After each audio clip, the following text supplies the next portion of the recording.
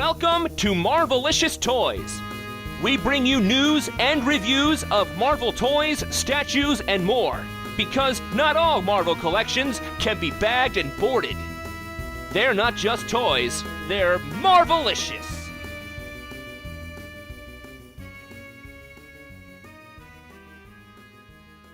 So, let me get this straight. You won't make a Gambit, but you're making Machine Man. I got your priorities, okay. You know, every time we're in panels at cons and we're looking at the Hasbro stuff and they're talking about what's coming out, and then we get a Q&A, not a year goes by that somebody doesn't get up and say, hey, so when are we going to get a Machine Man? And, oh, no, wait, that never happens. I'm like, wow, did I just not pay attention? I was kind of thinking that too. I'm like, yeah, no, Justin, I think we've seen a very different panel than you. This figure does have an interesting history. I had to look up Machine Man a little bit. I knew he was an Avengers character, but he actually was created for the comic adaptation of 2001: A Space Odyssey. Oh, wow. So now I want to read the comics for 2001: A Space Odyssey because I cannot picture where in that movie Machine Man would show up. He's talking to Hal. Apparently, he is a robot, the only survivor of a series, raised as the human son of a scientist, and then who further evolved to sentience through the monolith from 2001. Huh. I like the space baby.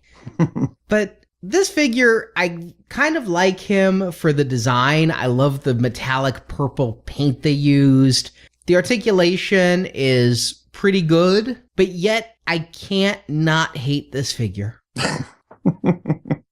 And I'll tell you why. Because I look at his accessories. Because he has these expanding arms, right? So these things snake out and he can have super long fists. And all I can think of is Masters of the Universe. Did you ever collect Masters of the Universe as a kid, Justin, or as an adult? You know, I wasn't a huge collector. My little brothers played with them for sure, so I'm familiar with a good number of them. I had the first couple waves back in the 80s. I was the appropriate age for that and looking for something new now that Star Wars wasn't being made anymore. There was a character named Mechaneck. Oh, yeah. I remember Mechaneck. And his neck extended. As a somewhat shorter person of 5'6", I often wish I was Mechaneck when I'm in large crowds and looking for my wife. It is a character who has stuck with me to this day as the most awesome superpower of extendable ostrich neck. I just wish I was like 6 inches taller. I wish I was a baller.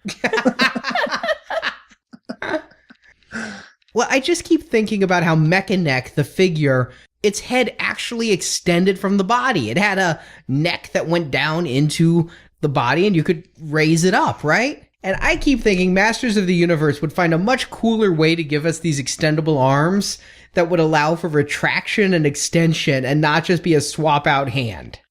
You know, I couldn't stop thinking of whatever that Hanna-Barbera dog was that was a robot that could, like, his neck would come out on a thing like this and all of his legs would extend. You know what I'm talking about? I think he even had a cape. I don't know the dog, but now I'm thinking Inspector Gadget. Oh, yeah, he's very Inspector Gadget too. He is. So, okay, leaving aside the crappy way that they've done this, because you know what? It has the little holes in it that makes you think that it might have a wire inside of it, so it might be bendy. I don't think it is. I don't know. I guess you can bend it and it stays a little bit. I wouldn't bend it much. This is a $20 figure. But outside of that, and outside of him being, you know, a lesser known character, I'm fine with that. My problems are with how they chose to put this figure together, because it's partially painted and partially cast in purple. And the one I have just it almost feels like it's been sitting in a toy box for 15 years. Like the paint is dulling already and you can kind of see the silver coming through on his chest. It feels used, if that makes sense. I'm looking at mine really, really closely, and I don't see any silver coming through on his chest. And looking at the hole in his back, he appears to be purple, like that's a purple cast piece is the chest. Maybe. It's hard to tell. And then the rest of it, I actually kind of like the metallic purple paint. It works for me. I wish the head matched the metallicness of the body a little more, but he's kind of a plain character. You know, he is purple from head to toe with just some silver accents, red eyes, and a flesh face. And he looks very much like a sentinel. Yeah, a lot like a sentinel. Oh, yeah, good call. Like he's costuming as a sentinel. With pipe cleaner arms. Yes. Yeah, if I display this guy, it's going to be without the arm extensions. Because it's silly. Yes. Is your figure a little loosey-goosey? Yes. It is in the biceps specifically. See, my arms are tight, but if I hold him by his legs, his body is loose. Oh no, I don't have that. I've just got loose arms. So a little bit of quality control issues on this figure. That said, I've already got to credit Hasbro because they've given us some crappy paint in 2014. And so far, on the figures I've seen, and we're doing these reviews, no paint issues per se. It seems like they might have fixed that problem, which at $20-25 a figure, they need to. Exactly. Thanks for watching this video. You can see full episodes of Marvelicious Toys with more collecting news and reviews at marvelicioustoys.com.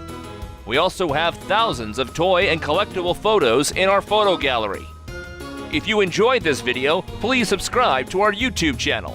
Until next time, make mine Marvelicious.